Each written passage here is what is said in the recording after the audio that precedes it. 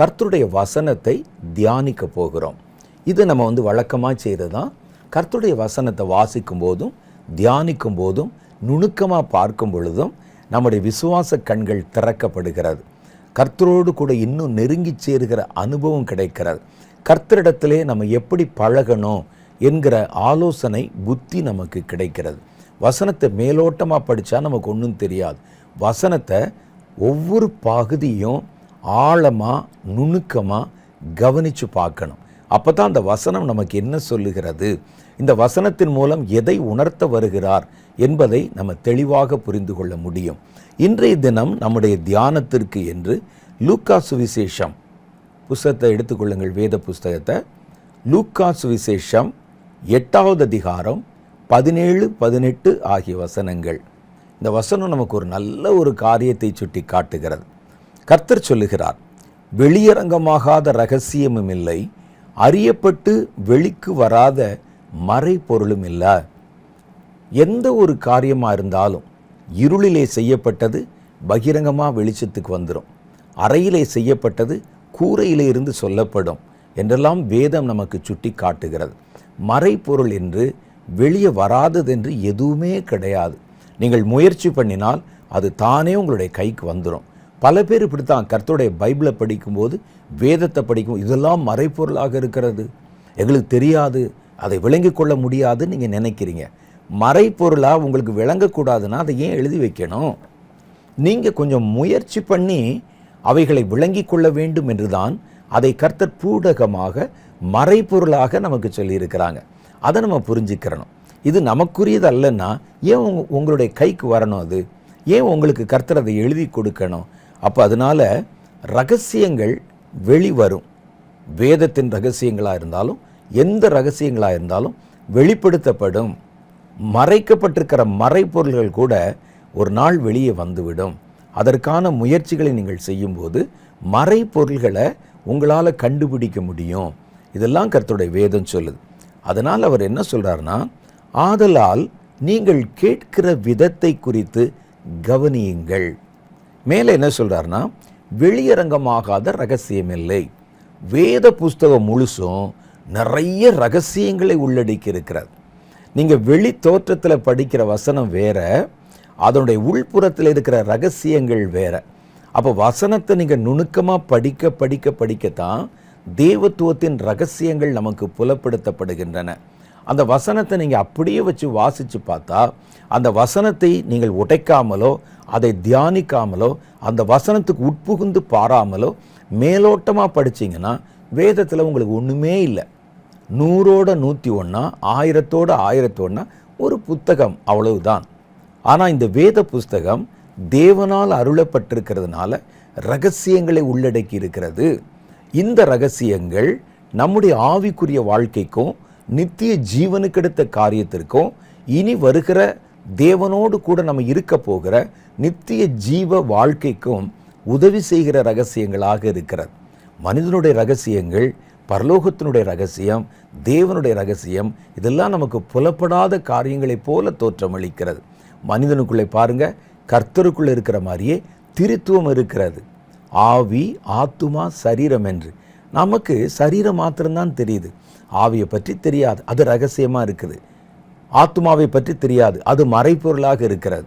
அதை விளங்கி கொள்ளவும் விளக்கி காட்டவும் கர்த்தருடைய வேதம் எழுதப்பட்டிருக்கிறது. அது உங்களை பற்றின ரகசியம் மாத்திரம் இல்லை, உங்களை உண்டாக்கினவரை குறித்த ரகசியம். உண்டாக்கினவரை குறித்த ரகசியம் மாத்திரமல்ல, உங்களுக்கு அவர் கொடுப்பேன் என்ற நித்திய ஜீவனை குறித்த ரகசியங்கள். அதை எல்லாரும் விளங்கி கொள்ள முடியாது. அதனால தான் கர்த்தர் நீங்கள் அதை விளங்கி கொள்ளும்படி தம்முடைய ஆவியின் அபிஷேகத்தை கொடுத்திருக்கிறார். வேத வசனத்தை மேலோட்டமாக படிச்சிங்கன்னா அந்த ரகசியங்கள் நமக்கு புலப்படாததை போலத்தான் தோன்றும். நிறைய நண்பர்களை நான் பார்த்துருக்கிறேன், நிறைய விசுவாசிகளை பார்த்துருக்கிறேன், ஊழியர்களை கூட பார்த்துருக்கிறேன். அவங்க சொல்லுவாங்க, சில பகுதியில் இதெல்லாம் நம்ம விளங்கி கொள்ள முடியாத ரொம்ப கருகலான சத்தியம், அதை புரியாது. ஒரு புகை மண்டலத்தில் பார்க்குற மாதிரி தான் பார்க்க முடியும், ஒழிய தெளிவாக பார்க்க முடியாது அப்படின்னு சொல்கிறாங்க. அதனால் சில பகுதிகளை வேதத்தில் நாங்கள் ஓரங்கட்டி வச்சிருக்கிறோம். இதெல்லாம் மனுஷ ஞானத்துக்கு புரியாத காரியம் என்று. மனுஷ ஞானத்துக்கு புரியலைன்னா கர்த்தர் ஏன் உங்கள் கையில் அந்த வசனத்தை கொடுக்கணும்? உங்களிடத்தில் ஏன் அந்த வேதத்தை கொடுக்கணும்? கர்த்தர் எல்லாவற்றையும் கொடுத்து நீங்கள் கொஞ்சம் முயற்சி பண்ணி அதை கண்டுபிடிக்கணும்னு வச்சிருக்கிறார். ஏன்னா சுலபமாய் கிடைக்கிற எதுவும் அங்கீகாரம் பெறாது, ஃப்ரீயாக கொடுக்குற எதுவும் நமக்கு கனம் பெறாது. அதனால் கர்த்தர் என்ன கொஞ்சம் வேலை செய்யி, கொஞ்சம் இறங்கி உழைத்தால் இந்த ரகசியங்கள் உனக்கு மட்டுப்படாதது அல்ல. இந்த ரகசியங்களை நீங்கள் புரிந்து கொண்டால்தான் பரலோக வாழ்க்கையில் உங்களால் காலந்தள்ள முடியும். இப்போ நீங்கள் இருக்கிற உலகத்தில் இருக்கக்கூடிய அமைப்பு வேற, உலகத்தில் இருக்கக்கூடிய வாழ்க்கை வேற, உலகத்தில் இருக்கக்கூடிய சிஸ்டம் வேற, பரலோகத்தில் இருக்கிற சிஸ்டம் வேற. அங்கே உங்களை ஆளுமை செய்கிறவர் வேற, அங்கே இருக்கக்கூடிய பரலோக வாசிகள் வேற. அப்போ இதெல்லாம் நம்ம புரிந்து கொள்ளணும்னா வேதத்தின் வழியாகத்தான் அது சாத்தியமாகிறது. ஆனால் வேதமோ ஒரு ரகசியங்களும் மறைபொருளும் நிறைந்த ஒரு புத்தகமாக கொடுக்கப்பட்டிருக்கிறது. அவர்கள் கண்ணால் கண்டும் அதை உணராமலும் காதால் கேட்டும் அதை அறிந்து கொள்ளாமலும் இருக்கும்படி என்னுடைய வாயை ஓமைகளால் திறப்பேன் என்று கர்த்தர் சொல்லி இருக்கிறார். ஓமையாய் ஒரு காரியம் சொன்னால் அது நேரடி பொருள் சொல்வது அல்ல. அதை நீங்கள் உடைச்சு பார்த்தா தான், அதற்குள்ளே நுழைஞ்சு பார்த்தா தான், ஆராய்ந்து பார்த்தால்தான் அதை நம்ம கற்றுக்கொள்ள முடியும். அப்போ கர்த்தர் சொல்கிறார், வேதத்தில் நிறைய ரகசியங்கள் இருக்கிறது, நிறைய மறைப்பொருள் இருக்கிறது. ஆனால் அவைகள் வெளிப்படுத்துவதற்காகத்தான் வைக்கப்பட்டிருக்கிறது. அது வெளிப்படும். பாருங்கள், வெளியரங்கமாகாத ரகசியம் இல்லை. நீங்களாக ஒரு மனசில் ஒரு கட்டுப்பாடு வச்சுருக்கிறீங்க, ஒரு எண்ணம் வச்சுருக்கிறீங்க, ஒரு தப்பு அர்த்தம் வச்சுருக்கீங்க. இதெல்லாம் ரகசியம், நமக்கு புலனாகாது. கர்த்தர் சொல்கிறார், இல்லை, வெளியரங்கமாகாத ரகசியம் இல்லை, புலனாகாத சத்தியம் இல்லை, உங்களுக்கு வெளிக்கு கொண்டு வராத, வெளிக்கு வராத மறைபொருள் இல்லை. ஆகவே நீங்கள் கவனித்தால், நீங்கள் அதில் கவனத்தை செலுத்தினால் அதை கண்டுபிடிக்க முடியும். அதை சொல்லிட்டு பாருங்க, அடுத்து என்ன சொல்றாருன்னா, வெளியரங்கமாகாத ரகசியம் இல்லை. நீ வேதத்தை தூரமாக வச்சுட்டு இது ரகசியம் நமக்கு இல்லை, இது மறைபொருள் நமக்கு புரியாதுன்னு நினைக்காத. அது வெளியரங்கமாகும், அது வெளிப்படும். அதற்குத்தான் இந்த ரகசியங்கள் வைக்கப்பட்டிருக்கிறது. இவைகளை புரிந்து கொள்வதற்கு ஆதலால், அந்த வார்த்தை பயன்படுத்தி பாருங்க, ஆதலால் நீங்கள் கேட்கிற விதத்தை குறித்து கவனியுங்கள். அப்படின்னா என்ன அர்த்தம்? கர்த்தருடைய வசனத்தை கேட்குறீங்கல்ல, அல்லது அதை தியானிக்கிறீங்கள, பார்க்குறீங்கல்ல, அந்த விதத்தை முதல்ல கவனிங்க. நீங்கள் சரியான விதத்தில் கவனிச்சா, சரியான விதத்தில் கர்த்தருடைய வசனத்தை தியானித்தா, சரியான விதத்தில் கர்த்தருடைய வார்த்தையை கேட்டால் உங்களுக்கு வெளியரங்கமாகாத ரகசியம் இல்லை, வெளிக்கு வராத மறைப்பொருளும் இல்லை. வேதம் உங்களுக்கு திறந்த ஒரு புத்தகமாக காட்சியளிக்கும். பல சமயங்களில் நம்ம கவனிக்கிற விஷயம் இருக்குது பாருங்கள். நம்ம எதை கேட்குறோம் அதை குறித்து நம்ம கவனிக்கணும். என்ன விதமாய் நீங்கள் கேட்கிறீர்கள், அது நம்ம தெளிவாக புரிஞ்சுக்கிறணும். பைபிள் படிக்கிறோம், எப்படி படிக்கிறீங்க? வசனத்தை கேட்குறோம், எப்படி கேட்குறீங்க? வேத சத்தியத்தில் மறைப்பொருள்களை அறிய முயற்சி பண்ணுகிறீர்கள், எப்படி கேட்குறீங்க? கேட்கிற விதத்தை குறித்து கவனியுங்கள் அவர் சொல்கிறார். அதில் தவறு இருந்துச்சுன்னா அதை முதல்ல திருத்திக்கங்க. கர்த்தருடைய வசனத்தை எப்படி கேட்கணும், எப்படி தியானிக்கணும், எப்படி வாசிக்கணும் என்பதை முதல்ல கவனித்து பாருங்க. அதில் தான் ஏதோ ஒரு இடத்துல ஒரு தப்பு இருக்குது. அதனால தான் ரகசியங்கள் நமக்கு வெளிப்பட மாட்டேங்குது. அதனால தான் மறைப்பொருள்கள் வெளியே நமக்கு தெரியவே தெரியாமல் போயிடுதுன்னு கர்த்தர் சொல்கிறார். அப்போ கேட்குற விதத்தில் தான் ஏதோ ஒரு ரகசியம் இருக்கிறது, அப்படித்தானே? பாருங்கள், கேட்கிற விதங்கள் பல விதங்கள் இருக்கிறது. மனிதர்கள் ஒவ்வொருவரும் ஒவ்வொரு விதமாக கேட்பாங்க. அதற்கு ஒரு எளிய உதாரணம் சொல்லணும்னா, ஒரு கிளாஸ் ரூமில் ஒரு 40 மாணவர்கள் இருக்கிறாங்கன்னு சொன்னால் 40 பேருக்கும் ஆசிரியர் ஒரே மாதிரி தான் பாடம் நடத்துவார். ஆனால் 40 பேரும் ஒரே மாதிரி மதிப்பெண்களை பெறுவதில்லை. ஒவ்வொருத்தரும் ஒவ்வொரு மதிப்பெண். ஒருவன் 100க்கு 100 மார்க் எடுப்பான், ஒருவன் 97 எடுப்பான், ஒருவர் பார்டர் மார்க் எடுப்பார், ஒருவர் மார்க்கே எடுக்க மாட்டார், அவர் ஃபெயில் மார்க்கில் நிற்பார். ஆனால் ஒரே மாதிரி தானே சொன்னாங்க, ஒரே மாதிரி தானே கிளாஸ் நடத்தினாங்க, சிலபஸ் ஒரே மாதிரி தானே கற்பிக்கப்பட்டது, ஒரே ஆசிரியர் தானே சொன்னார். அப்போ ஏன் இவர்களுக்குள் வித்தியாசம் வருதுன்னா, அதை பெற்றுக்கொள்ளுகிற விதத்தில், கவனிக்கிற விதத்தில், அதை அவர்கள் எப்படி புரிந்து கொள்கிறார்களோ அந்த விதத்தில் தான் வித்தியாசம் இருக்கிறது. அதே மாதிரி தான் வேத புஸ்தகமும். எல்லாருக்கும் ஒரே வேதம் தான், எனக்கும் இதே பைபிள் தான், நீங்கள் வச்சிருக்கிறது அதே பைபிள் தான். வேத பண்டிதர்கள், தேவனோடு கூட நெருங்கி பழகுகிற பரிசுத்தவான்கள் பயன்படுத்துவதும் இதே வேதம்தான், பரலோகத்திலும் இதே வேதம்தான். ஆனால் வேதம் ஒரே மாதிரி இருக்க அதை அறிந்து கொள்ளுகிறதுல மாத்திரம் ஏன் வித்தியாசம் வருகிறதுன்னு யோசித்து பார்த்தா, அதை நம்ம அணுகுகிற முறை, அதை கேட்கிற விதம், அதில் தான் ஏதோ ஒரு வித்தியாசம் இருக்கிறது.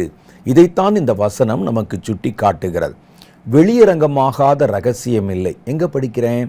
லூக்கா சுவிசேஷம் 8வது அதிகாரம் 17-18. வெளியரங்கமாகாத ரகசியம் இல்லை, வெளிக்கு வராத மறைபொருளும் இல்லை, ஆகையால் நீங்கள் கேட்கிற விதத்தை குறித்து கவனியுங்கள் அப்படின்னு சொல்கிறார். அப்போ இந்த கேட்கிற விதத்தில் தான் ஒரு ரகசியம் இருக்கிறது.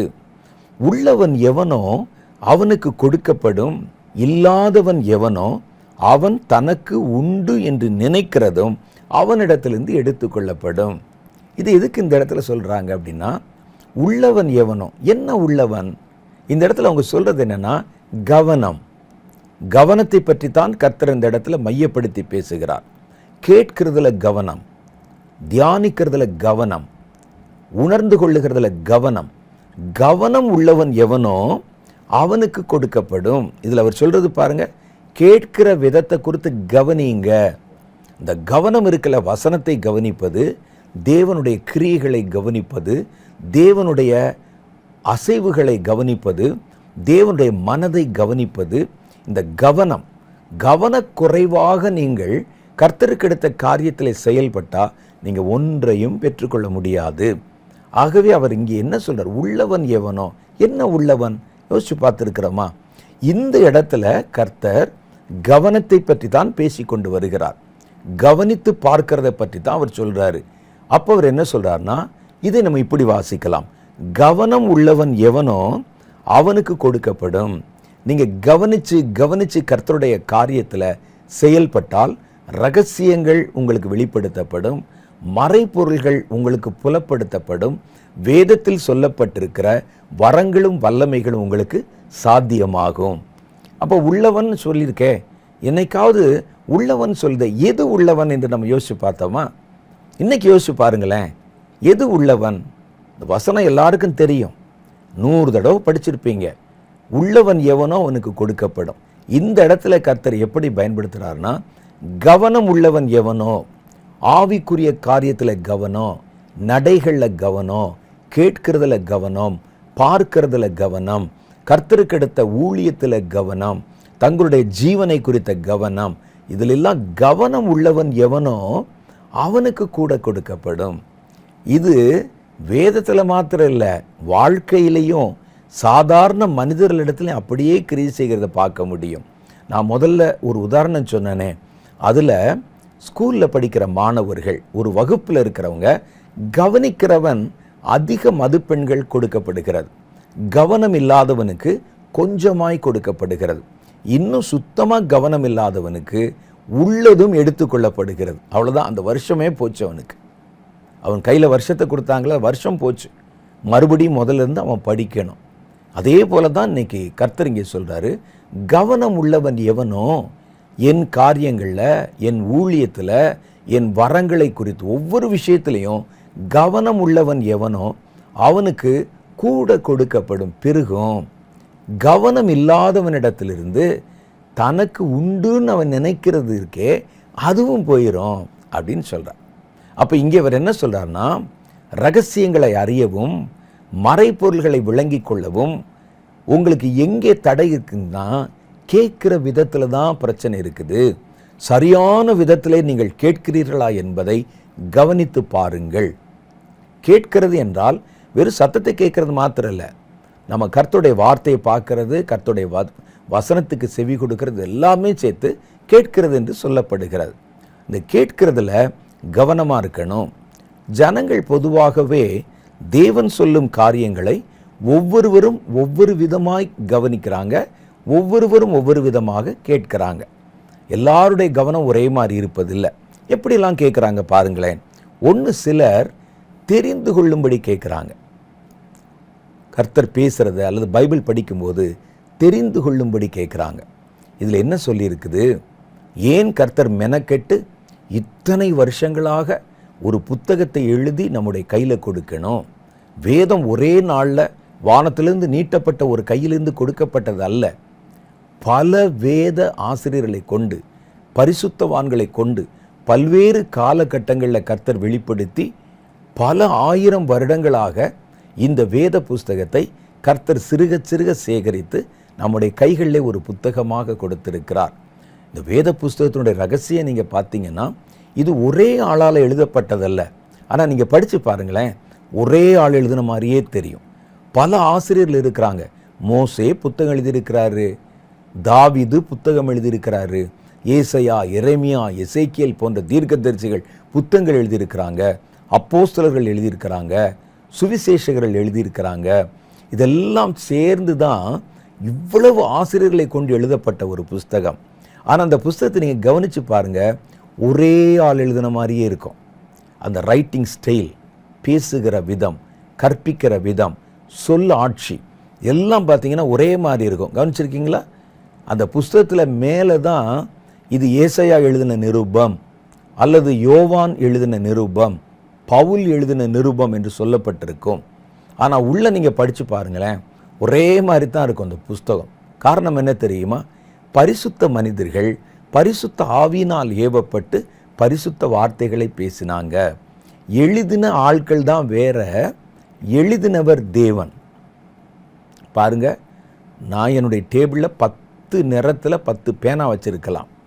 ஆனால் என்னுடைய டேபிளில் இருக்கிற பேனா வேற வேற கருத்துக்களை எழுதாது. காரணம் என்னன்னா, பேனா தானாக எழுதுவதில்லை, அதை எழுதுகிறனுடைய மனதைத்தான் அது பிரதிபலிக்கிறது. அதே மாதிரி தான் இதில் இருக்கிற ஒவ்வொரு ஆசிரியரும் ஒவ்வொரு பேனா மாதிரி. அதை எழுதினவர் பரிசுத்த ஆவியானவர். அப்போ இந்த பரிசுத்த ஆவியானவர் தம்முடைய காரியங்களை நமக்கு வெளிப்படுத்தி சொல்லி வைத்திருக்கிறார்கள். அப்போ இந்த வேதத்தை நம்ம எடுத்து பார்க்கும்போது ஒவ்வொருவரும் ஒவ்வொரு கோணத்திலிருந்து பார்க்குறாங்க. வேதத்தை தெரிந்து கொள்ள வேண்டும் என்ற நோக்கத்தில் சிலர் பார்ப்பாங்க. பைபிள் என்ன சொல்லியிருக்கு, ஏன் இந்த வேதத்தை எழுதி தரணும், ஏன் அதற்கு இவ்வளவு கால நேரத்தை எடுத்து இவ்வளவு பேரை பயன்படுத்தி ஒவ்வொன்றும் ஒவ்வொரு காலத்தில் ஒவ்வொரு விதமான கலாச்சார சூழ்நிலையில் எழுதப்பட்ட ஒரு புத்தகமாக ஏன் கொடுக்கணும்? அப்போ அந்த புத்தகத்தில் நாம் தெரிந்து கொள்வதற்கு ஏதோ ஒரு முக்கியமான காரியங்கள் இருக்கிறது. அப்படிங்கிறத தெரிந்து கொண்டு வேதத்தை முழுசாக தெரிஞ்சுக்கிறணும், அதில் பல ரகசியங்கள் இருக்கிறது என்று தெரிந்து கொள்வதற்காக வேதத்தை, கர்த்தருடைய வார்த்தைகளை கவனிக்கிறவங்க. இன்னும் சிலர் தெரிந்து கொண்டதை செயல்படுத்துவதற்காக, சிலருக்கு வெறுமனே தெரிந்து கொள்வதற்கு ஒரு ஞானம், பைபிளை குறித்து எனக்கு தெரியுங்க, இந்த வசனம் எங்கெங்கே இப்படி இருக்குது, இதோட ரகசியம் இது, இதை தெரிந்து கொள்வதற்காக மாத்திரம் கேட்பாங்க. ஆனால் அதை செய்வார்களா செய்யவில்லையா என்பது அப்புறம் வேற. தெரிந்து கொள்ள மாத்திரம் பைபிள் படிப்பாங்க.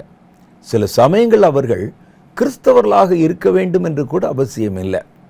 நான் ரட்சிக்கப்படுவதற்கு முன்பாக சார்ந்திருந்த ஒரு கட்சி, அதில் இருந்த பெரியவர்கள் எல்லாமே பைபிள் படிப்பாங்க. நான் பார்த்துருக்கிறேன். ஏன் பைபிள் படிக்கிறீங்கன்னு கேட்டால் அவங்க சொல்லுவாங்க, பழைய தமிழ் சொற்கள், அதில் இருக்கக்கூடிய சொல்ல ஆடல், சொல்ல ஆட்சி, இது மாதிரி வேறு எந்த புஸ்தகத்திலையும் இப்படிப்பட்ட ஒரு இலக்கிய தரத்தை நாங்கள் பார்த்ததில்லை. நம்ம பேசுகிறதிலும் நம்ம உச்சரிக்கிறதிலும் சொல்லுகிறதிலும் நல்ல சொல்லாடல் வரணுங்கிறதுக்காக அந்த பயிற்சிக்காக வேதத்தை படிக்கிறோம் அப்படின்னு படிப்பாங்க. இன்னும் சில ஆராய்ச்சியாளர்கள் ஆராய்ச்சிக்காக படிப்பாங்க. தெரிஞ்சுக்கிறோமே கிறிஸ்தவ வேதத்தில் என்ன சொல்லியிருக்கு. அவங்க கிறிஸ்தவங்களாக கூட இருக்குன்னு அவசியம் இல்லை, அவர்கள் அபிஷேகம் பண்ணப்பட்டிருக்கும் கூட அவசியம் இல்லை, ரட்சிக்கப்பட்டிருக்கன்னு கூட அவசியம் இல்லை, பைபிள் படிப்பாங்க. ஆனால் அதில் என்னமோ போட்டிருக்குதே, இன்ட்ரெஸ்டிங்காக இருக்கிற, அதை நம்ம தெரிந்து கொள்வோம் என்பதற்காக, ஜஸ்ட் தெரிந்து கொள்வதற்காக படிக்கிறவங்க. மத்தேயு சுவிசேஷம் 19ஆம் அதிகாரம் 16 to 23 வரைக்கும் ஒரு வாலிபனை குறித்து சொல்லுகிறது. அந்த வாலிபன் பாருங்க, தேவனுக்கு அடுத்த காரியத்தை அறிய முற்பட்டான். ஆனால் அதற்காக அவன் விலைக்கிரயம் கொடுக்க தயாராக இல்லை. அவனுக்கு தெரியணும், அது என்னவென்பதை நம்ம புரிந்து கொள்ளணும். ஆனால் அதற்காக நான் எந்த தியாகத்தையோ எந்த விட்டு கொடுத்தலையோ செய்யக்கூடாது. பாருங்கள், அப்பொழுது ஒருவன் வந்து, மத்தேயு சுவிசேஷம் 19வது அதிகாரம் 16 அப்பொழுது ஒருவன் வந்து அவரை நோக்கி, நல்ல போதகரே, நித்திய ஜீவனை அடைவதற்கு நான் எந்த நன்மையை செய்ய வேண்டும் என்று கேட்டான். அதற்கு அவன், நீ என்னை நல்லவன் என்று சொல்வானேன்? தேவன் ஒருவர் தவிர ஒருவனும் நல்லவன் இல்லையே. நீ ஜீவனில் பிரவேசிக்க விரும்பினால் கற்பனைகளை கைக்கொள் என்றார். அதற்கு அவன் அவரை நோக்கி, எவைகளை என்று கேட்டான். பாருங்க, தெரிஞ்சுக்கிறதுக்கு தான். ஆனால் கீழ்ப்படி இருக்குல்ல, ஜஸ்ட் தெரிந்து கொள்வதற்கு. எவைகளை அப்படின்னு கேட்டார். அதற்கு இயேசு, கொலை செய்யாதிருப்பாயாக, விபச்சாரம் செய்யாதிருப்பாயாக, களவு செய்யாதிருப்பாயாக, பொய் சாட்சி சொல்லாதிருப்பாயாக, உன் தகப்பனையும் உன் தாயையும் கனம் பண்ணுவாயாக, உன்னிடத்தில் நீ அன்பு கூறுவதைப் போல பிறனிடத்திலும் அன்பு கூறுவாயாக என்பவைகளே என்றார். அப்போ பாருங்க, இவன் இதெல்லாம் நான் ஏற்கனவே அறிஞ்சிருக்கிறேன், ஏற்கனவே படிச்சிருக்கிறேன் அப்படின்னு சொல்லி அந்த வாலிபன் அவரை நோக்கி, இவைகளை எல்லாம் என் சிறு வயது முதற்கொண்டே கை கொண்டிருக்கிறேன், இன்னும் என்னிடத்தில் குறைவு என்ன தெரிஞ்சுக்கிற கேட்குறான். எனக்குள்ள என்னங்க குறை இருக்குது? நித்திய ஜீவனை அடைவதற்கு, தேவனுடைய சாயலை தரிப்பதற்கு என்ன குறை இருக்கு சொல்லுங்க அப்படின்னு கேட்டான்.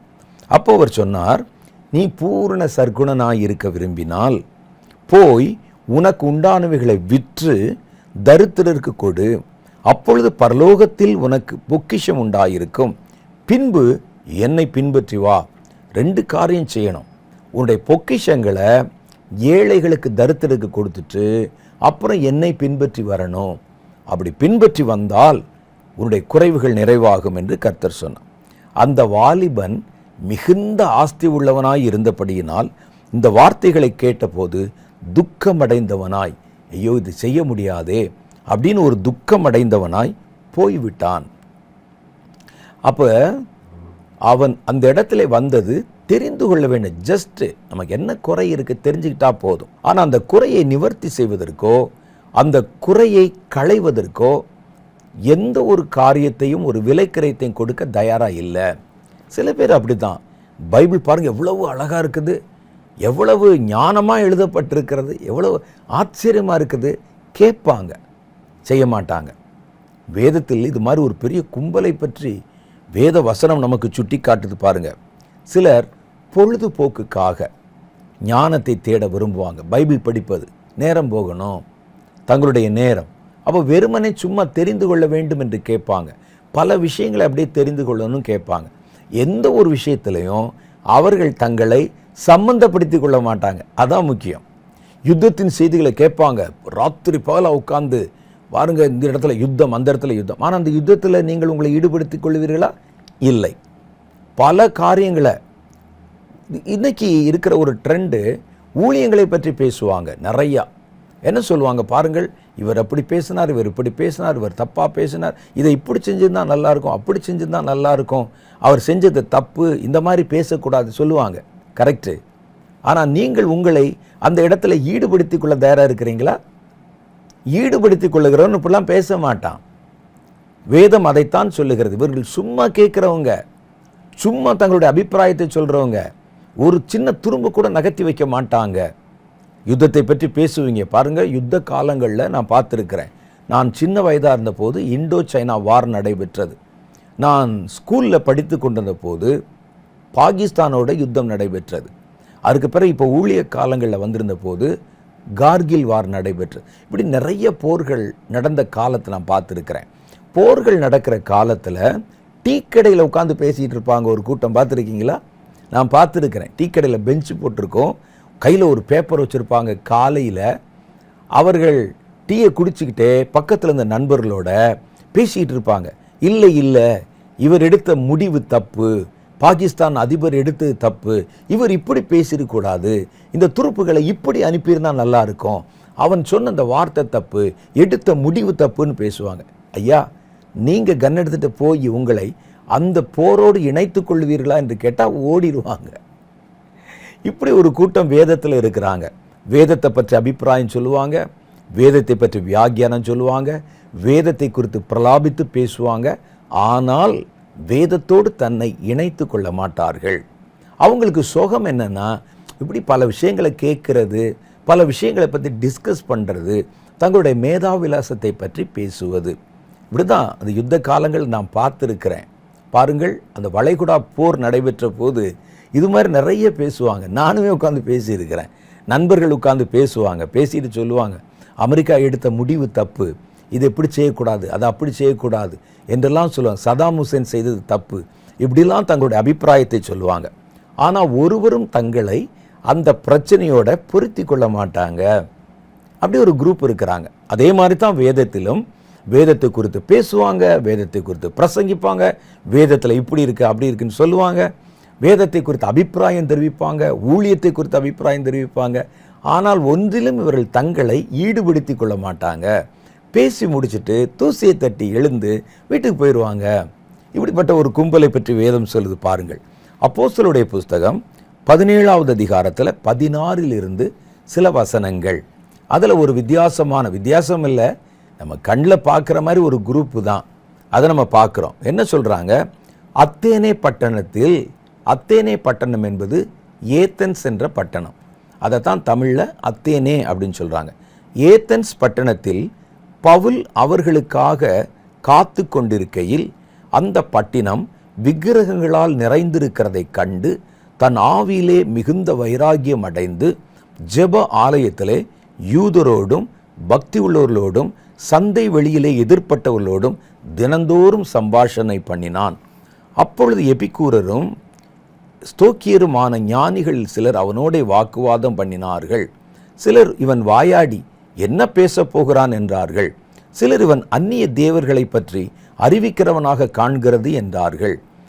அவன் இயேசுவையும் உயிர்த்தெழுதலையும் அவர்களுக்கு பிரசங்கித்தபடினாலே அவர்கள் அப்படி சொன்னார்கள். கருத்து சொல்கிறாங்க. என்ன சொல்கிறாங்க? இவன் பேசுகிற அந்நிய தேவர்களை பற்றி பேசுகிறான் ஐயா, இவன் பேசுகிற ஒன்றுமே புரியல, மரிப்போம் உயிர்ப்போம் பறப்போம்லாம் பேசுகிறானே அப்படின்னு அபிப்பிராயம் சொன்னாங்க.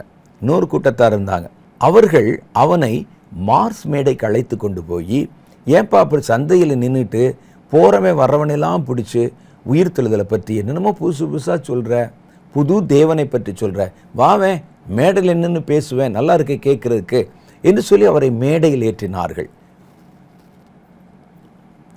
இன்றைக்கும் நிறைய ஊழியக்காரர்களை இப்படி தான் மேடையில் ஏற்றுவாங்க. என்னை கூட ஏற்றிருக்கிறாங்க அந்த மாதிரி. அவர்கள் மேடையில் அழைத்து கொண்டு போய், நீ சொல்லுகிற புதிதான உபதேசம் என்னதென்று நாங்கள் அறியலாமா? மேடையில் நின்று பேசுனா நிறைய பேர் கேட்கலாமே, தனித்தனியாக சந்தை வெளியில் நின்று ஒவ்வொருத்தரை பிடிச்சி டார்ச்சர் பண்ணுறதுக்கு மேடையில் நின்று பேசு, நாங்கள் அறியலாமா என்றார்கள். அடுத்து ஒரு வசனம் சொல்லுது. அதான் உடனே பவுலுக்கு எப்படி இருக்கும் யோசிச்சு பாருங்க. ஒருத்தர் கூப்பிட்டு நீங்கள் சொல்கிறது நல்லா இருக்குங்க, இப்படி தனித்தனியாக உபதேசம் பண்ணுறதை விட ஒரு மேடையிலேருந்து பேசுங்களேன், நாங்கள் ஒரு பெரிய கூட்டமாக நின்று கேட்குறோமே அப்படின்னு சொன்னபோது பவுலுக்கு சந்தோஷம். ஏத்தன்ஸ் பட்டணத்து ஆட்க கேட்குறதுல எவ்வளவு ஆர்வமாக இருக்கிறாங்க, தெரிந்து கொள்வதில் எவ்வளோ ஆர்வமாக இருக்காங்க, விடக்கூடாது, இன்னைக்கு முழு சுவிசேஷத்தையும் திரள் கூட்டத்துக்கு பேசிடணும் அப்படின்னு அவர் நினைச்சார். ஆனால் பரிசுத்த ஆவியானவர் நமக்கு சொல்கிறாரு ஒரு காரியத்தை, நூதனமான காரியங்களை எங்கள் காதுகள் கேட்க பண்ணுகிறாய், அவைகளின் கருத்து இன்னதென்று அறிய மனதாயிருக்கிறோம் என்றார்கள். அதுக்கு அடுத்த வசனத்தில் தான் பரிசுத்த ஆவியானவர் ஒரு ரகசியத்தை பவுலுக்கு தெரியாமல் நமக்கு சொல்கிறார். அந்த அத்தேனே பட்டணத்தார் எல்லாரும் அங்கே தங்குகிற அந்நியரும் நவமான காரியங்களை சொல்லுகிறதிலும் கேட்கிறதிலுமே ஒழிய வேறு ஒன்றிலும் பொழுதுபோக்குகிறதில்லை. பவுலுக்கு தெரியாது, தெரிஞ்சிருந்தா பேசியிருக்க மாட்டார். அவனுக்கு வேலை என்னன்னா, அந்த அத்தேனே பட்டணம் என்ற ஏத்தென்ஸ் பட்டணம் ஒரு வியாபார வணிக பட்டணம். பெரிய துறைமுகம் இருந்து நிறைய வியாபாரிகள் வந்து ஏத்தென்ஸ் பட்டணத்தில் தங்கியிருப்பாங்க. பல தேசங்களிலிருந்து வருவாங்க. பல கடலோடிகள், பல வியாபாரிகள், பல்வேறு தரப்பட்ட மக்கள் அந்த பட்டணத்தில் வந்து தங்கியிருப்பாங்க. அப்படி தங்கி இருக்கிறவங்க அந்த காலத்தில் பொழுதுபோக்கு அம்சங்கள் எதுவும் இல்லாததுனால இந்த ஒரு மேடையில் அல்லது பொது ஜனங்கள் கேட்க உட்கார்ந்து கதைகளை சொல்லி கொண்டிருப்பாங்க. அவங்கள பார்த்ததை சில பேர் சொல்லுவாங்க, சிலர் அதிலேயே கொஞ்சம் கற்பனை கலந்து பேசுவாங்க. இப்படிலாம் நிறைய அந்த நாட்டில் இப்படி இருந்தது, இந்த நாட்டில் இப்படி இருந்தது என்று வாய்மொழி கதைகளை சொல்லுவாங்க. இந்த ஏத்தன்ஸ் பட்டணத்துக்காரங்களுக்கு என்ன பொழுதுபோக்குன்னா, அவன் கையில் ஃபோன் கிடையாது, அவன் கையில் ஆன்லைன் கிடையாது, அவன் கையில் டிவி கிடையாது, ஒரே ஒரு பொழுதுபோக்கு. இப்படி இந்த புதுசாக வந்து பேசுகிறவங்க சொல்கிறாங்க பாருங்க, இந்த கதைகளை கேட்கிறதை தவிர வேறு ஒன்றிலும் அவர்கள் பொழுதுபோக்குகிறதில்லை. பார்த்தாங்க, நல்ல ஒரு பீஸு மாட்டிக்கிருச்சு நம்மகிட்ட, நல்ல ஒரு ஆள் கிடச்சிட்டான் ஐயா, புதுசு புதுசாக சொல்கிறானே, சிலுவையில் அரைஞ்சாங்களாம், அடக்கம் பண்ணாங்களாம், சிலுவை திறந்து கொண்டு அவர் வெளியே வந்து உட்கார்ந்துருந்தாராம், கல் புரட்டப்பட்டு கிடந்ததாம், அவர் வானத்துக்கு எழுந்தருளி போனாராம், இவர் குதிரையில் வந்தாராம், இவருக்கு முன்பாக ஒரு பெரிய வெளிச்சம் பிரகாசித்ததாம், கீழே விழுந்தாராம், கண் பார்வை போச்சாம், மறுபடியும் வந்துச்சாம். நல்லா இருக்குதே, இன்னொரு தடவை சொல்லுங்க அப்படின்னு கேட்டாங்க. இவர் அங்கே வரிந்து கட்டி கொண்டு பிரசங்கம் பண்ணி கொண்டு, எவ்வளவு ஆர்வம் இந்த ஜனங்களுக்கு. இது அன்னைக்கு மாத்திரம் இல்லை, அத்தேனே பட்டணமும் அத்தேனே பட்டணத்து ஜனங்களும் மார்ஸ் மேடைகளும் இன்றைக்கும் இருக்கின்றன. பொழுதுபோக்குறதுக்கு தான் கேட்பாங்க. சிலர் பாரம்பரியமாக ஒரு கன்வென்ஷன், வருஷத்துக்கு நாங்கள் 2 கன்வென்ஷன் நடத்தணும், 2 கூட்டம் நடத்தணும், நீங்கள் வந்தால் நல்ல நூதனமான காரியத்தை பேசுவீங்க, புதிய புதிய காரியத்தை சொல்லுவீங்க, கர்த்தர் பேசின தீர்க்க தரிசன வார்த்தைகளை சொல்லுவீங்க, சொல்லுங்க. கேட்கிறதுல அவங்களுக்கு சந்தோஷம், அவ்வளவுதான். எவ்வளோ பேர் அதில் செயல்படுகிறாங்க, தங்களை இணைத்துக் கொள்ளுகிறார்கள் யோசித்து பாருங்கள். இன்னைக்கு என்ன மார்ஸ் மேடைகள் இல்லையா? 90% மார்ஸ் மேடைகள் தான் இருக்கிறது. சபைகள் கூட இன்னைக்கு மார்ஸ் மேடையாக தான் இருக்குது. அத்தேனே பட்டணத்து ஜனங்கள் இல்லையா இருக்கிறாங்க. அதில் பவுல்களும் இன்னைக்கு தேவனுடைய பிள்ளைகளும் பவுல் மாதிரியே ஏமாற்றப்பட்டு கொண்டு தான் இருக்கிறாங்க. அப்போ கேட்குற ஒரு கூட்டம் இருக்குது, பொழுதுபோக்குக்காக கேட்குறவங்க. நல்லா இருக்குதே பிரதர், நீங்கள் சொல்லுங்கள், அடுத்து எப்படி சுனாமி வருமா, அடுத்து என்ன கொள்ளை நோய் வரும், கேட்க நல்லா இருக்குதே. கேட்பதிலே அவர்கள் பொழுதுபோக்குகிறார்கள். சிலருக்கு பாரம்பரியமாக வச்சுருப்பாங்க. இப்போல்லாம் பார்த்தீங்கன்னா நிறைய இடங்களில் ஒரு சபை இருந்ததுன்னா ஒரு கூட்டம் நடத்தணும், நாங்கள் 40 வருஷமாக கூட்டம் நடத்திக்கிட்டு இருக்கிறோம், அல்லது 10 வருஷமாக கூட்டம் நடத்திக்கிட்டு இருக்கிறோம், எல்லா ஊழியரும் கூட்டம் பிரதர், நீங்கள் ஒரு ஆள் தான் பாக்கி என கடிதம் எழுதியிருக்கிறாங்க. ஃபோட்டோலாம் வச்சு அனுப்புவாங்க. அனுப்பி இவர்கள் இவ்வளவு பேர் இருக்கிறோம் நாங்கள், நீங்கள் வந்து சொல்லணும். எனக்கு முன்னால் ஒருத்தர் வந்து சொன்னார், அவர் சொன்னதை நீங்கள் கேட்டிருந்தால் இவ்வளவு கூட்டம் ஏன் ஒரே இடத்துல என்ன தங்கி இருக்கிறீங்க, புறப்பட்டு போயிருப்பீங்களே, ஊழியங்கள் பெருகி இருக்குமே. அப்போ இந்த கூட்டம் பாருங்கள் அங்கேயே உட்கார்ந்துருப்பாங்க. நீங்கள் வழக்கமாக எந்த ஊருக்கு, கர்த்தருடைய ஊழியக்காரர்களுக்கு சொல்கிறேன், நீங்கள் வழக்கமாக போகிற ஊர்களுக்கு பாருங்களேன், அதே ஆடியன்ஸ் உட்கார்ந்துருப்பாங்க, அதே அளவில் உட்கார்ந்துருப்பாங்க. இது பொழுதுபோக்குவதற்காக கேட்கிற கூட்டம். சில பகுதிகளை மார்க் போட்டுக்கிட்டு இருப்பாங்க, அந்த ஊழியக்காரர் இப்படி பேசினார், இந்த ஊழியக்காரர் இப்படி பேசினார், இவர் இவ்வளவு வசனம் காண்பித்தார், அவர் இவ்வளவு குறைவாய் காண்பித்தார் என்று. இவர் தீர்க்க தரிசனம் உரைத்தார்.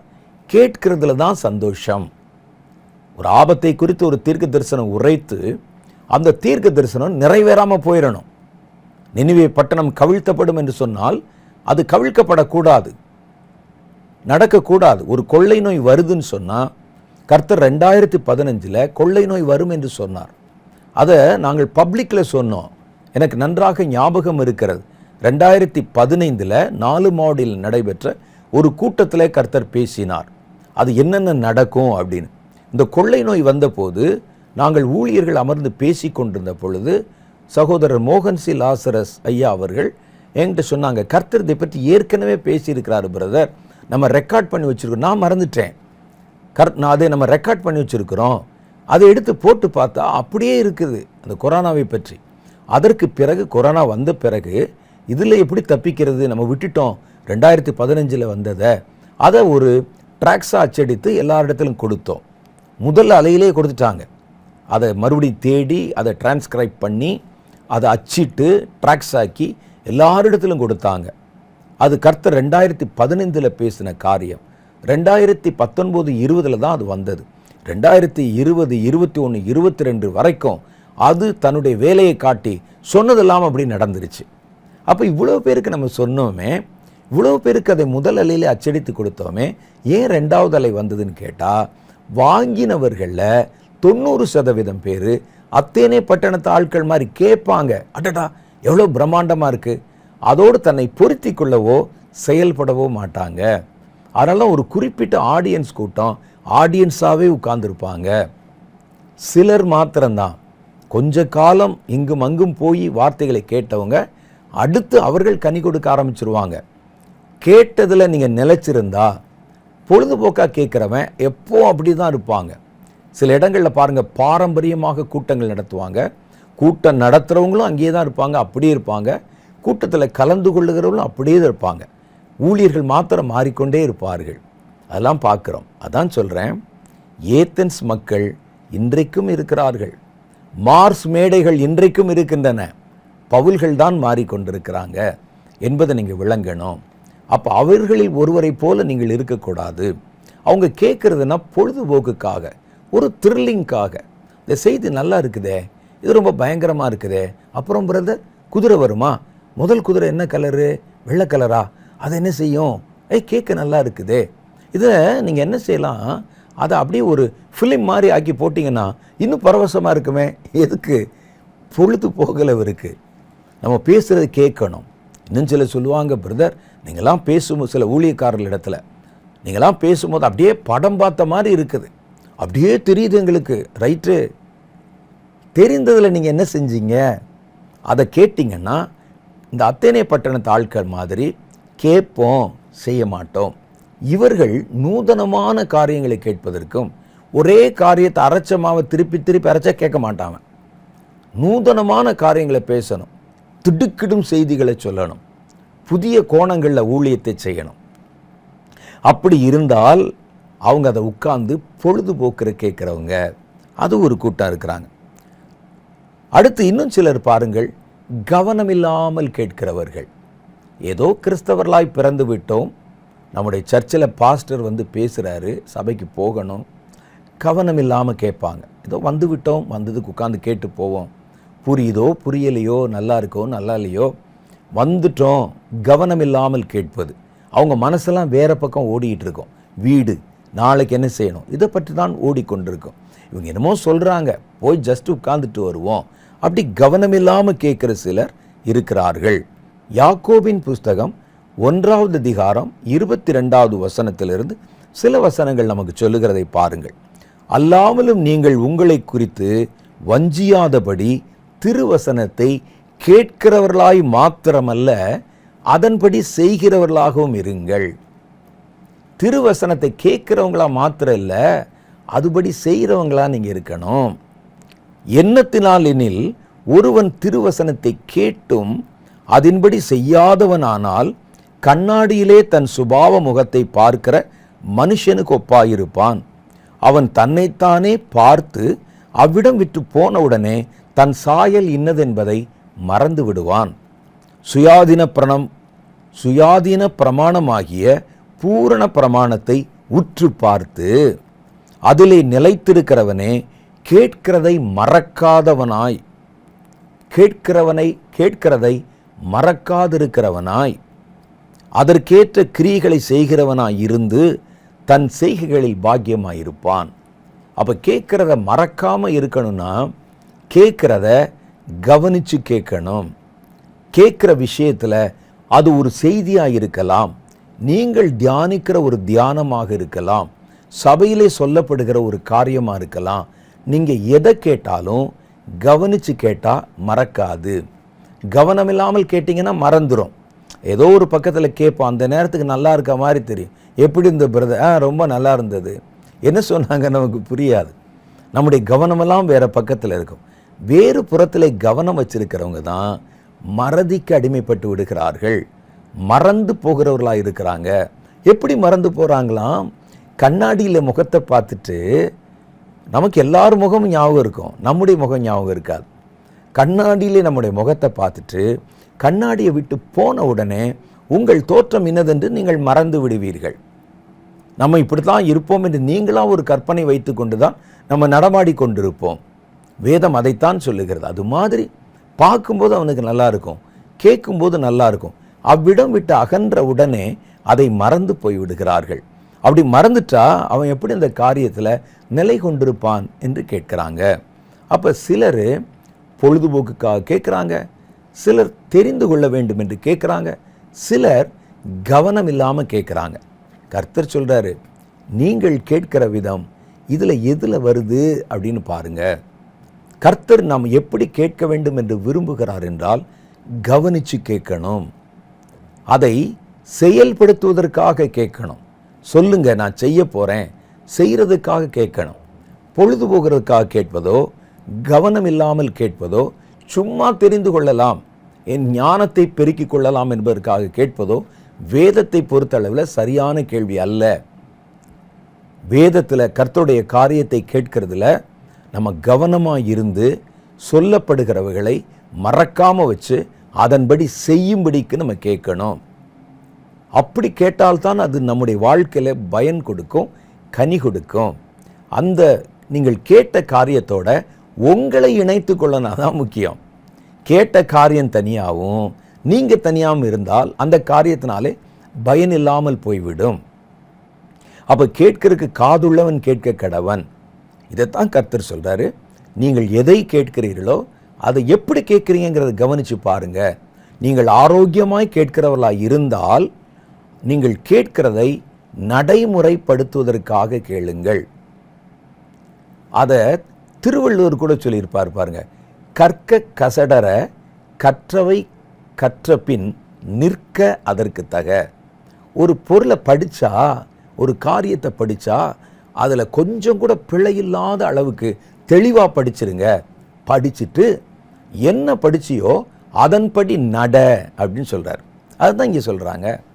என்ன சொல்கிறாங்க? என்ன கேட்டீங்களோ அதை கவனமாக கேளுங்க, அதை நல்லா ஆராய்ச்சி பூர்வமாக கேளுங்க.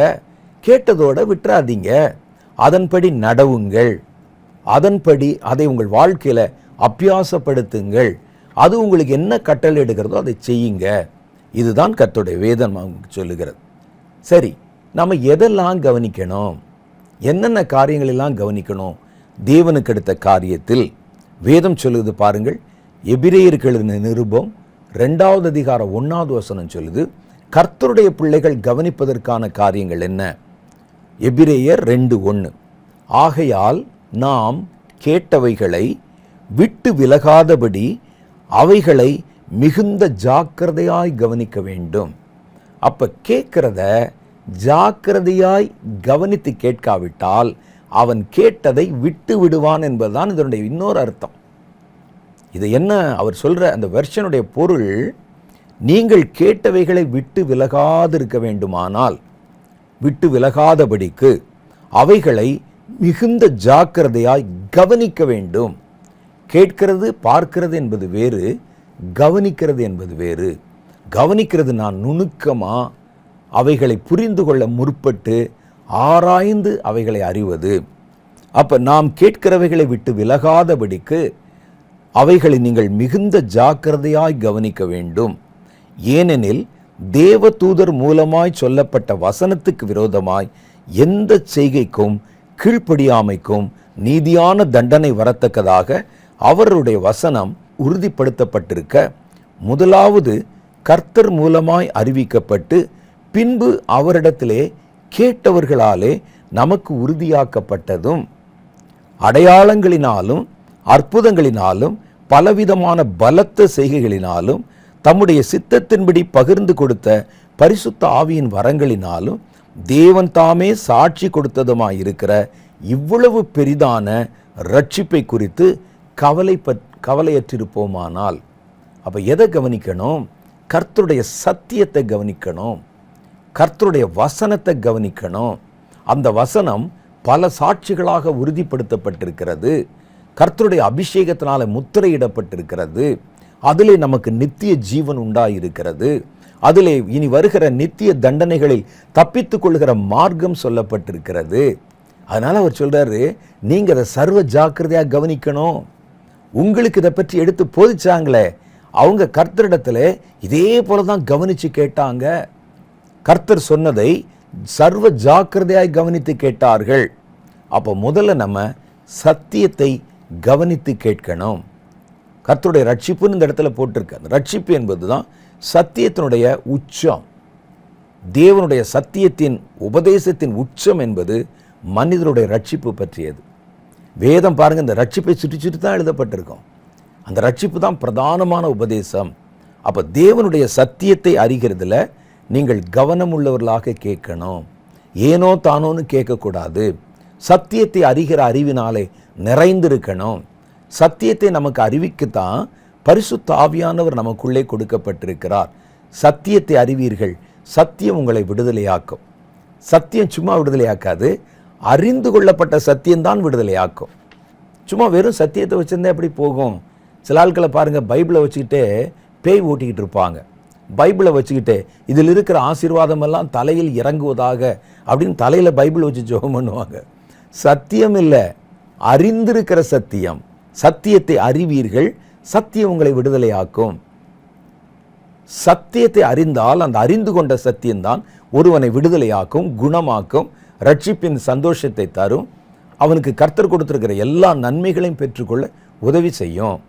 அப்போ எதை முதல்ல கவனிக்கணுமா? சத்தியத்தை கவனியுங்கள், கர்த்தருடைய வசனத்தை கவனிங்க, வார்த்தை வார்த்தையாக பிரித்து கவனிங்க. அவைகளில் உங்களுக்கு ஜீவன் உண்டு என்று கர்த்தருடைய வேதம் சொல்லுது. இரண்டாவது, கர்த்தருடைய பிள்ளைகள் கவனித்து பார்க்க வேண்டிய காரியம் கர்த்தருடைய தீர்க்க தரிசனங்களை கவனித்து பார்க்கணும். தேவன் பேசின வார்த்தைகள் எல்லாமே தீர்க்க தரிசனம்தான். அந்த தீர்க்க தரிசன வார்த்தைகளை கவனித்து பார்ப்பது எதற்காக அப்படின்னு சொன்னால், இருண்ட காலங்களில், நடக்க தெரியாத காலங்களில், இருண்ட சூழ்நிலைகளில் இந்த தீர்க்க தரிசன வார்த்தைகள் நம்முடைய கால்களுக்கு தீபமாக இருக்கும். கால்களுக்கு தீபம்னா என்ன? நம்ம நடக்கிறோம், நம்ம நடக்கக்கூடிய பாதையில் நம்ம காலுக்கு முன்னால் ஒரு லைட்டு, ஒரு டார்ச் அடிச்சிங்கன்னா அது உங்கள் கால்களுக்கு தீபம். மற்ற இடமெல்லாம் இருட்டாக இருக்கும். ஆனால் நீங்கள் நடக்க வேண்டிய வழி, நீங்கள் வைக்க வேண்டிய ஸ்டெப்பு, நீங்கள் போக வேண்டிய இடம், அதை மாத்திரம் அந்த வெளிச்சம் காட்டிகிட்டே போகும். அதற்காகத்தான் இந்த பரிசுத்த தீர்க்க தரிசன வார்த்தைகள் கொடுக்கப்பட்டிருக்கின்றன.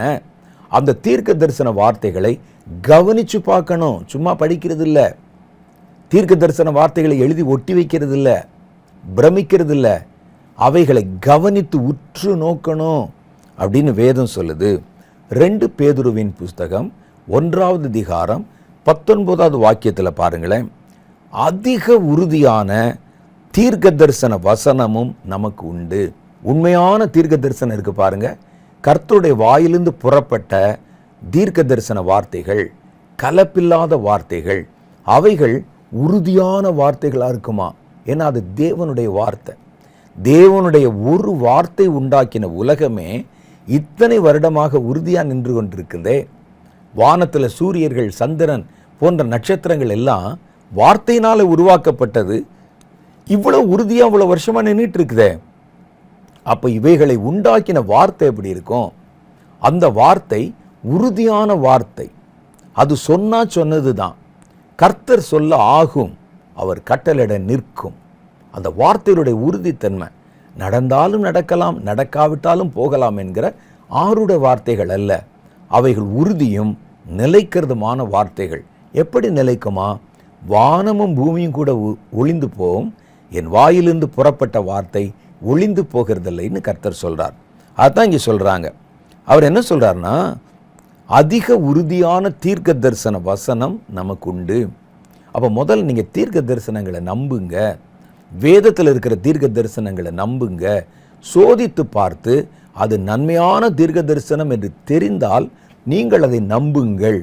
தீர்க்க தரிசனம் இல்லாத இடத்துல ஜனங்கள் சீர்கெட்டு போவார்கள் என்று வேதம் சொல்லுது. இதை பயன்படுத்தி கொண்டு தான் சாத்தான் இன்றைக்கு நிறைய கள்ள தீர்க்க தரிசிகள் எழுப்பி இருக்கிற பார்க்குறோம். ஒரு உண்மையான தேவனுடைய பிள்ளைகளுக்கு கள்ள உபதேசத்தையும் கள்ள தீர்க்க தரிசனத்தையும் கண்டுபிடிப்பது கஷ்டமான காரியமே இல்லை. சொல்லு, எப்படிங்க சொன்னது அப்படியே தானே தெரியுது, நம்புற மாதிரி தானே இருக்குது.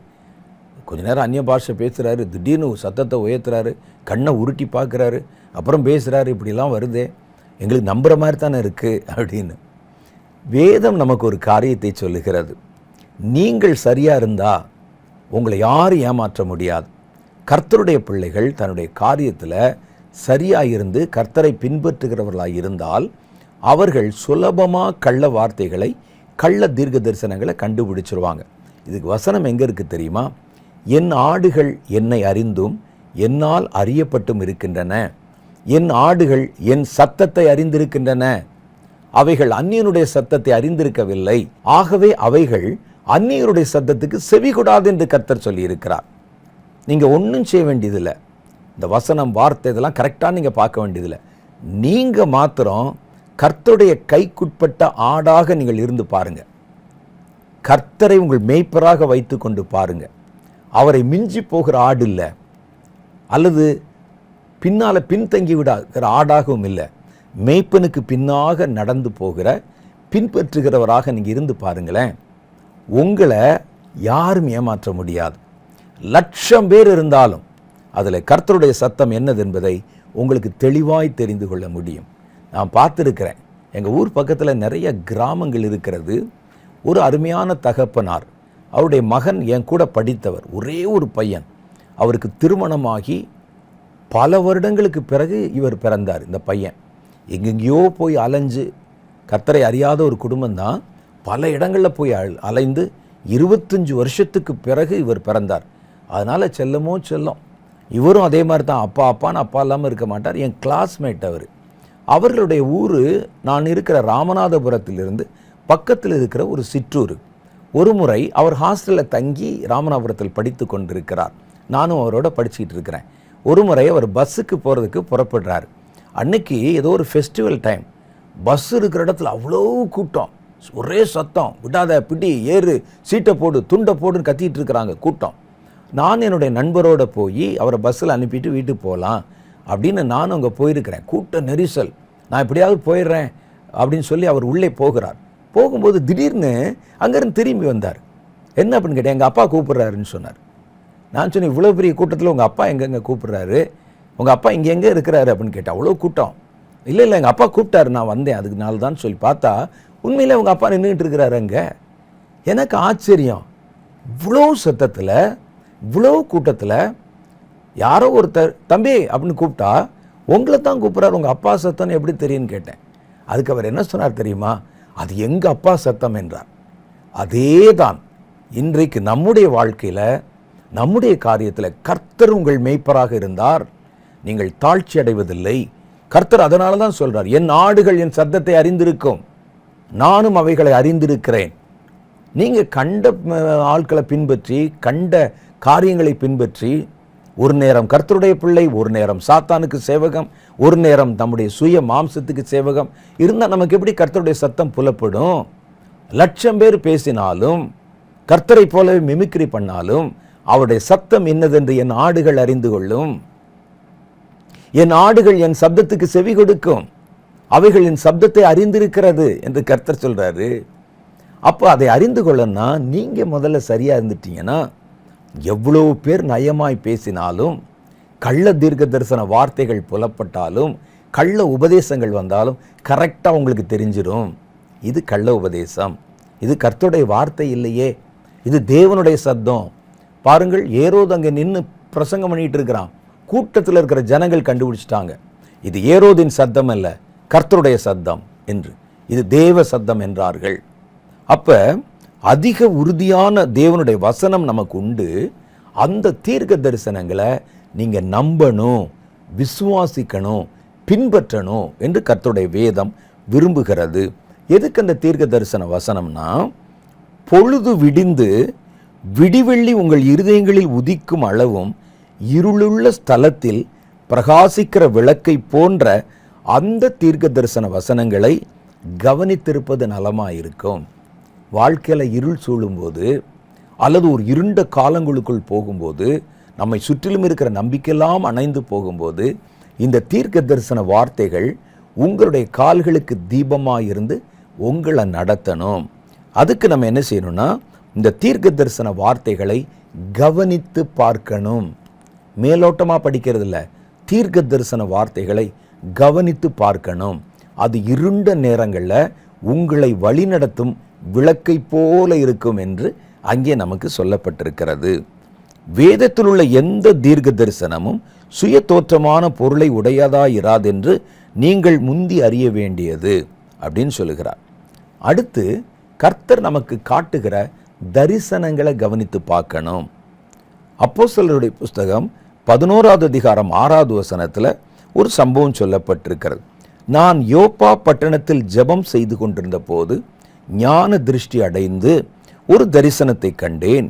அது என்னவென்றால், 4 முனைகளிலும் கட்டப்பட்ட ஒரு பெரிய துப்பட்டியை போன்ற ஒரு கூடு வானத்திலிருந்து என்னிடத்தில் இறங்கி வர கண்டேன்.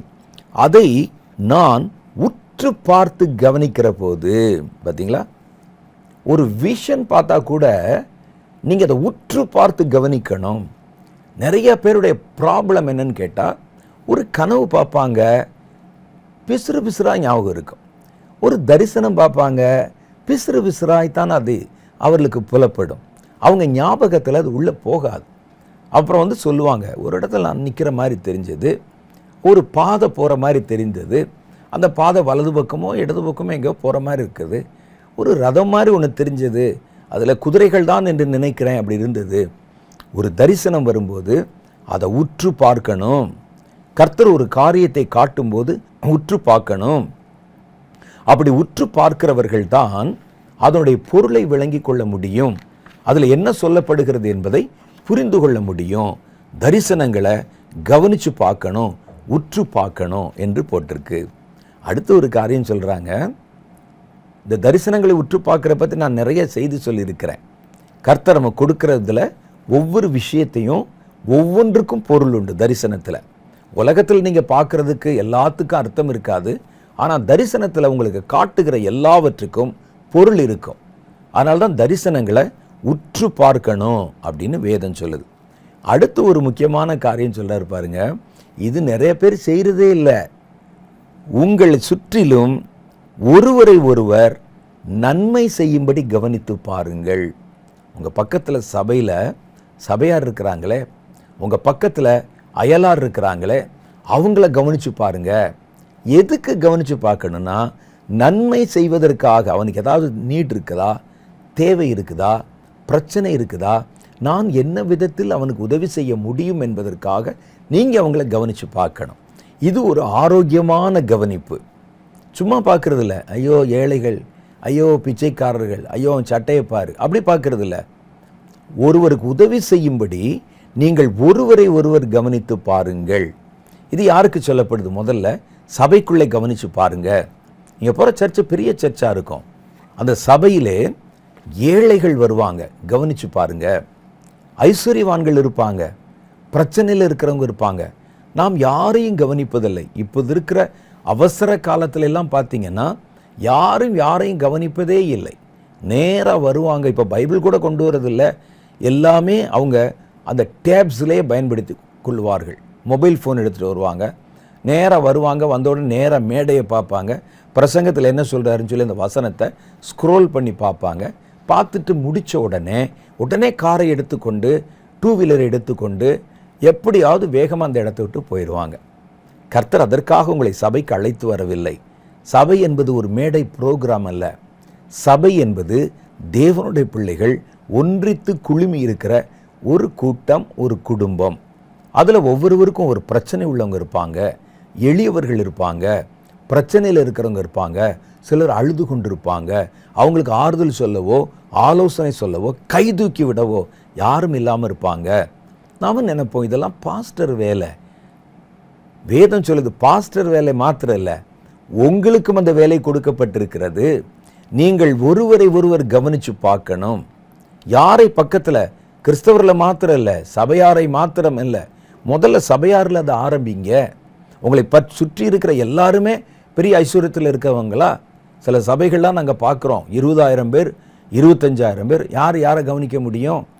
எங்கேயாவது ஒரு இடத்துல சந்திக்கும் போது நீங்கள் எங்கே போகிறீங்கன்னு கேட்பாங்க. நான் இந்த சபைக்கு. அப்படியா, நான் இந்த சபைக்கு தான் போகிறேன். எப்படி கவனிப்பீங்க? கொஞ்சம் நிதானியுங்கள். சபை முடிந்தோடனே கொஞ்ச நேரம் நிதானிங்க, அங்கே இருக்கிறவர்களோட பேசுங்க, அவர்களை கவனியுங்கள். எதற்காக கவனிப்பது? புரணி பேசுவதற்கல்ல. அந்த வந்தாரே ஒரு ஆள், ஐயோ அவர் குடும்பத்தில் ஆக பிரச்சனையாம். ஒழுங்காக வந்து ஜெபம் பண்ணா தானே, கர்த்தருக்கு உண்மையாக இருந்தால் தானே, நியாயம் இருக்கிறதுக்கல்ல. கவனியுங்கள். எதற்காக என்றால் நன்மை செய்யும்படி கவனியுங்கள். அவனுக்கு என்ன தேவை இருக்குது, அவன் என்ன கேட்குறான், கவனியுங்கள். வேதம் அப்படி சொல்லுகிறது. எபிரேயருக்கு எழுதின நிருபம் 10வது அதிகாரம் 24வது வாக்கியம், மேலும் அன்புக்கும் நற்கிரியைகளுக்கும் நாம் ஏவப்படும்படி ஒருவரை ஒருவர் கவனித்து. சபை கூடி வருதலை சிலர் விட்டு விடுகிறதை போல நாமும் விட்டு விடாமல் ஒருவருக்கு ஒருவர் புத்தி சொல்ல கடவோம். சபைக்கு போகிறதுனுடைய ரகசியமே அதுதான். சபைக்கு போகிறது வெறும் செய்தி கேட்கல, செய்தி எங்கே வேணாலும் கேட்கலாம். சபைக்கு போகிறது ஆராதிப்பதற்கல்ல. இங்கே பாருங்கள், ஆன்லைனில் கூட நம்ம ஆராதிக்கலாம். ஆனால் சபையில் தான் உங்கள் அயலார், உங்களுடைய நெய்பர், மற்றவர்கள், பிறர் இருக்கிறாங்க. நீங்கள் கர்த்தருக்கு ஆராதனை செய்வதோட உங்கள் சக மனிதர்களை நேசிக்கவும் சபை உங்களுக்கு வழிகாட்டுகிறது. அதனால சொல்கிறாங்க, ஆராதிக்கிறனா எங்கேனாலும் ஆராதிக்கலாமே, பிதாவை எங்கும் தொழுது கொள்ளுகிற காலம் வருகிறதுன்னு சொல்லியிருக்கே. வெறும் பாட்டு பாடுவதும் கைதட்டுவதும் ஒருவர் பேசுவதை வசனத்தை கேட்பதும் அது எங்கே வேணாலும் கிடைக்குமே. ஏன் சர்ச்சுக்கு போகணும்? நீங்கள் அங்கே போய் உங்கள் அயலாரை கவனித்து பார்த்து அவர்களுக்கு நற்கிரியை செய்து கர்த்தருடைய 2வது கட்டளை நிறைவேற்றுவதற்கு. அப்போ கவனிங்க, அவன் பாவம் என்ன கஷ்டப்படுகிறான். ஒருவர் தன் பிரச்சனை உங்களிடத்தில் நம்பி சொன்ன கேளுங்க, செவி கொடுத்து கேளுங்கள். மறுபடியும் வாசிக்கிறேன் பாருங்க. அன்புக்கும் நற்கிரிகளுக்கும் நாம் ஏவப்படும்படி. அப்படி கவனிக்கும் போது தான் நீங்கள் ஏவப்படுவீங்க.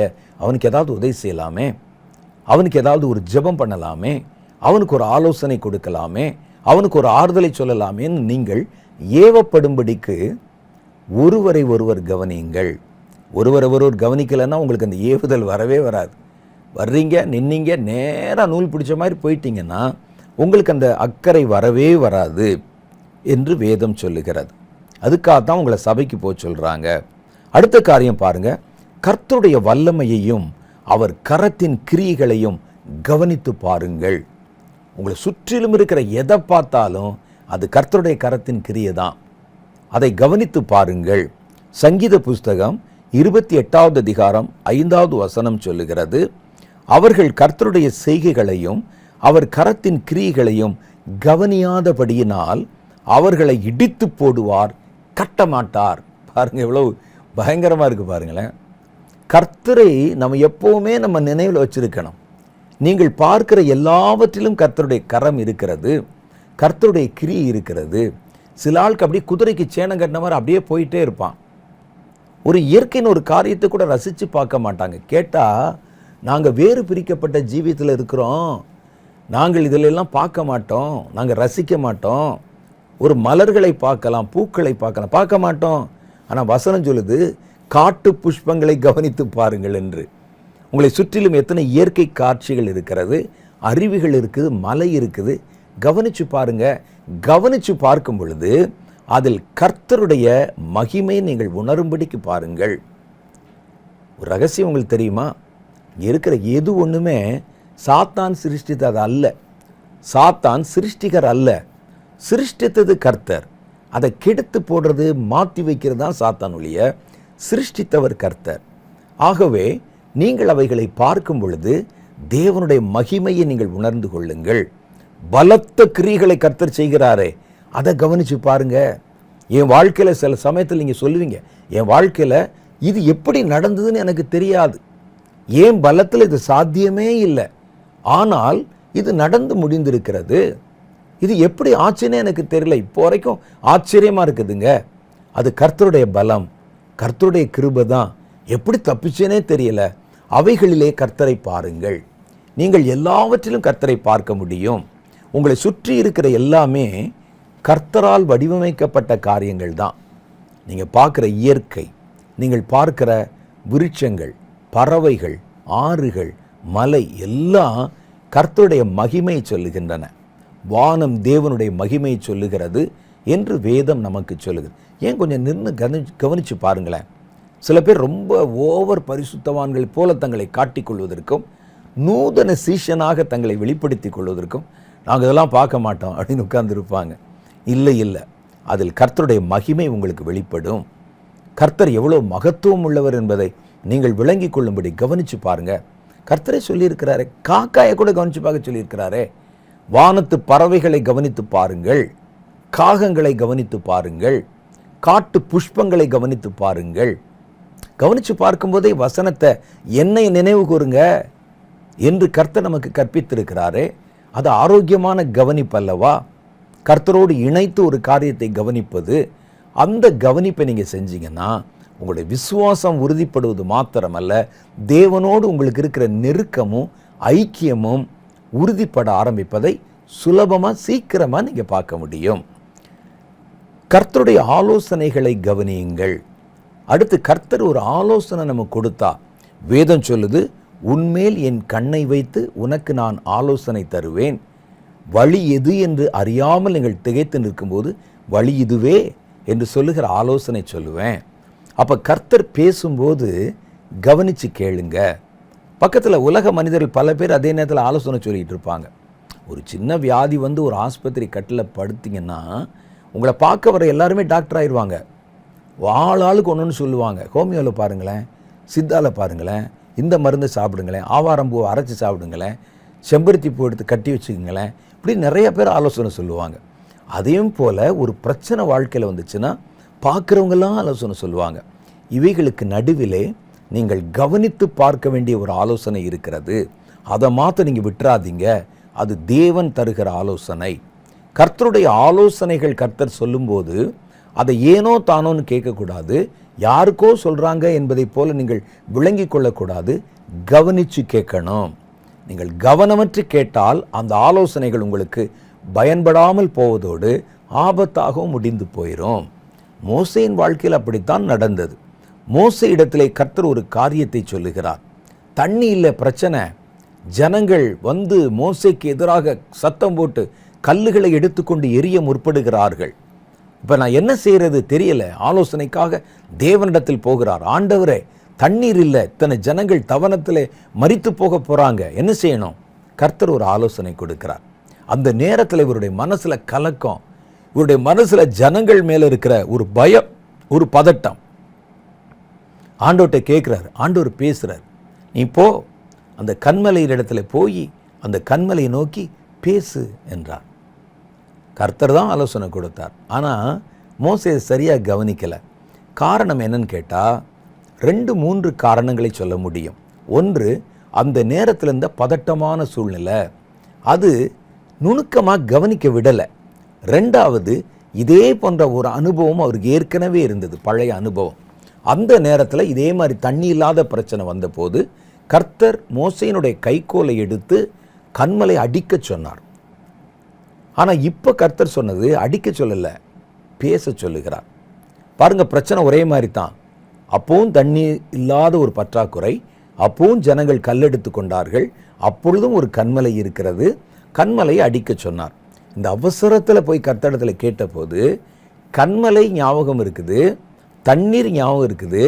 அதை நோக்கி பேச சொன்ன வார்த்தை அவருடைய மனசில் படாமல் வழுவி போய்விட்டது. அவர் பழைய அனுபவத்தில் என்ன செய்தார்? பதட்டத்தில் வேகமாக எழுந்து போய் தன்னுடைய கைக்கோலை எடுத்து கொண்டு போய் கன்மலையின் முன்னால் இருந்து கன்மலை அடித்தார். அதனால் என்னாச்சு தெரியுமா? கர்த்தருடைய கோபம் அவர் மேலே உண்டானது. அடித்தாரு, தண்ணி வந்துருச்சு, ஆனால் கர்த்தருடைய கோபம் அவர் மேலே உண்டானது. ஆகவே கர்த்தர் அடிக்க சொன்ன சம்பவத்தில் அவர் அதை சரியாக கேட்காததுனால, அவர் வேறொன்றை செய்ததுனால வாக்குத்தத்தம் பண்ணப்பட்ட கானான் தேசத்துக்குள் சுதந்திரிக்கும் பாக்கியத்தை அவர் இழந்து போனார். அதனால் கர்த்தருடைய காரியங்களை கவனிக்கிறதுல கவனமாக நம்ம நடந்து கொள்ளணும். நம்முடைய மனதை அலையவிடக்கூடாது, நம்முடைய இருதயம் வேற பக்கம் போகக்கூடாது. ஆகவே கர்த்தரை கவனித்து பாருங்கள், அவருடைய கிரியைகளை கவனித்து பாருங்கள், சத்தியத்தை கவனித்து பாருங்கள். நீங்கள் கவனித்து பார்க்க உங்களுடைய ஆவிக்குரிய வாழ்க்கை வித்தியாசமான மாற்றம் அடைகிறதை பார்ப்பீங்க. ஒரு புதிய பலம் உண்டாகிறதை பார்ப்பீங்க. ஏனோ தானோ என்று இருக்கிறவர்கள், கவனம் உள்ளவர்களுக்கு தான் உள்ளவன் எவனோ அவனுக்கு கொடுக்கப்படும் என்று எழுதப்பட்டிருக்கிறது. எது உள்ளவன்? கவனம் உள்ளவன். நீங்கள் கர்த்தருடைய காரியத்தில் ஊழியமாக இருந்தாலும், ஜெபமாக இருந்தாலும், வேத வாசிப்பாக இருந்தாலும், தியானமாக இருந்தாலும் கவனமாய் செயல்பட்டு பாருங்கள். கர்த்தர் மென்மேலும் நன்மைகளை கொடுத்து உங்களை செழிக்க பண்ணுவார். ஆமென். தலைகளை தாழ்த்தி கேட்ட சத்தியத்திற்காக ஒரு சின்ன ஜெபம் பண்ணுவோம். அன்பும் இரக்கம் நிறைந்த எங்கள் பரலோக பிதாவே, நாங்கள் கேட்ட அந்த நல்ல வார்த்தைகளுக்காக ஸ்தோத்திரம். தொடர்ந்து ஆண்டவரே, கர்த்தருக்கடுத்த காரியங்களிலே கவனப்பிசகாய் நாங்கள் நடந்து விடாதபடி எல்லாவற்றையும் கவனித்து சரியான பாதையிலே நாங்கள் நடக்க எங்களை முற்றும் தாழ்த்தி ஒப்பு கொடுக்கிறோம். உம்முடைய ஊழியத்தை செய்தாலும், உம்முடைய வார்த்தைகளை கவனித்தாலும், சத்தியத்தை தியானித்தாலும், கர்த்தருக்கடுத்த காரியங்கள் எல்லாவற்றிலும் கவனமாய் செயல்பட எங்களுக்கு நீர் கொடுத்த நல்ல அறிவுரைகளுக்காக ஸ்தோத்திரம்.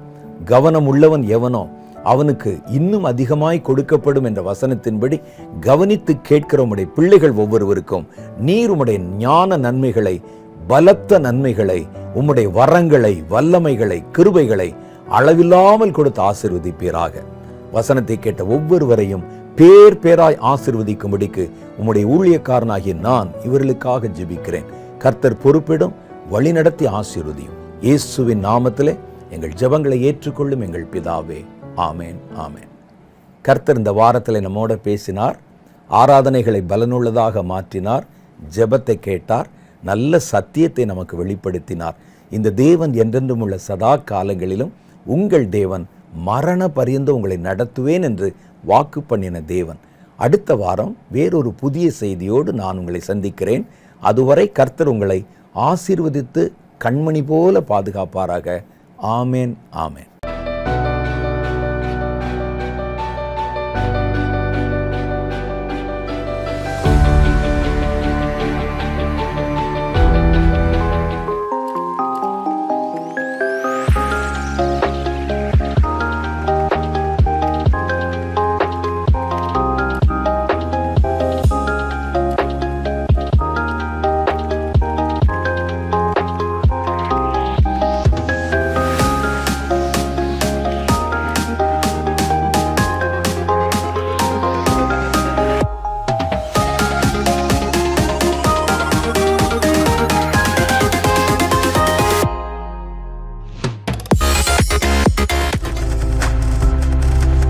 நீங்கள் பார்த்துக் கொண்டிருப்பது உங்கள் ஜாய் டிவி. உங்கள் துக்கம் சந்தோஷமாய் மாறும்.